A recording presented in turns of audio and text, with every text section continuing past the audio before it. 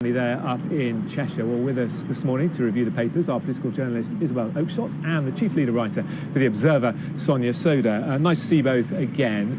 So we're hearing from one family there, and The Times has done quite a nice double-page spread this morning, really highlighting some of the main issues. And of course, everyone goes into the budget with a wish list, a bit like your wish list for Santa. But as we all know, Father Christmas doesn't bring everything you want.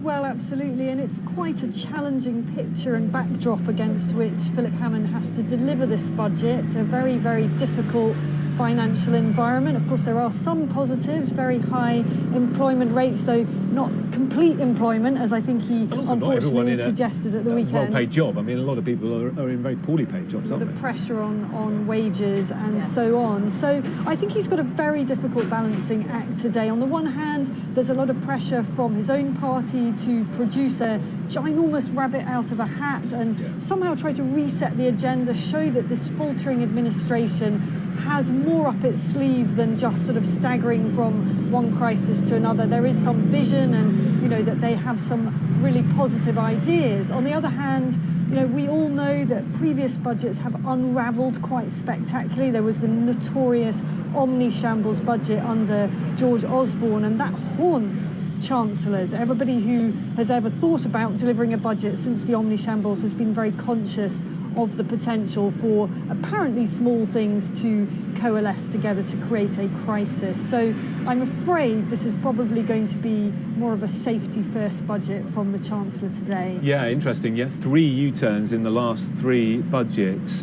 This budget, I'm sure, will be watertight. No more U-turns after today. Well, who knows? But what is clear is that this is a Chancellor who doesn't like borrowing. He doesn't like raising taxes. So do you agree, Sonia, that this isn't going to be a bold, brave budget, but in fact it might be a little bit flat? Yeah, I think the name of the game today is going to be incrementalism, and I think some of the stories that the government have briefed into the press. So on the front page of the Times, you've got a story about cash incentives for schools to get more kids to study maths. I mean, they're all good as far as they go, but we're talking quite small pots of money here, whereas, you know, public services, the NHS faces its tightest funding settlement ever.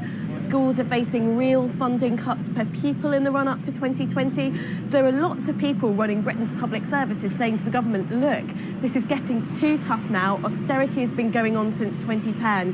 Things are really being whittled down to the bone now. We need more cash. And I think they're going to be very disappointed. There's no sign that Philip Hammond is going to do any more than like a little bit of cash here and a little bit of cash there. Yeah, this is the story in The Guardian, isn't it, saying that austerity is still very much part of life here in the UK. I mean, what the Chancellor has said is that he wants to invest in the future, that he wants to make Britain fit for purpose for the next generation. And that's got to be a good thing, hasn't it? Of course it's a good thing, but again, we're talking about sort of quite incremental, specific measures, for example, around driverless cars. And I think, look, if you're looking to invest in the future, why aren't you investing more in our schools, for example? I think that's a really big question that the Chancellor needs to answer.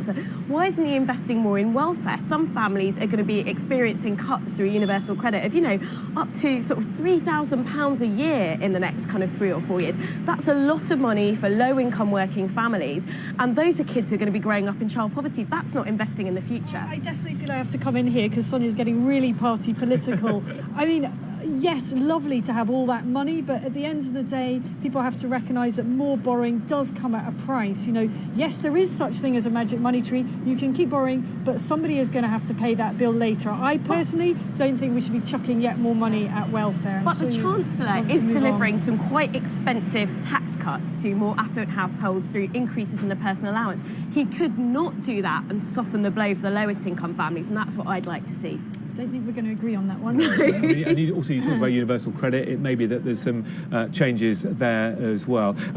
Aside from the budget, and just very briefly, Isabel, I want to talk about Zimbabwe, because we saw those amazing pictures last night, didn't we, as he finally stood down. Jubilation in the streets, and that's on all the front pages today. Absolutely. Every paper has got really very striking images of people celebrating on the streets of Zimbabwe. A lot of excitement. You know, this has been so long coming. None of us really expected it to happen right now, and there's a lot of optimism, but at the same time, you know, a lot of coverage in the papers today about what comes next and whether really it's going to be anything better than what we've already had. It doesn't look like there's suddenly going to be this wonderful benign democracy that wipes out all corruption in the regime. It seems that the person who's going to take over, at least for the time being, has already been in place for a while and doesn't have the greatest of reputations. Yeah, I mean, it's a country that has it could have such a wonderful future, couldn't it? And sure, all so eyes will many be on natural assets. the next few weeks, the next few months. Stay with us. Plenty more from inside the papers after this short break.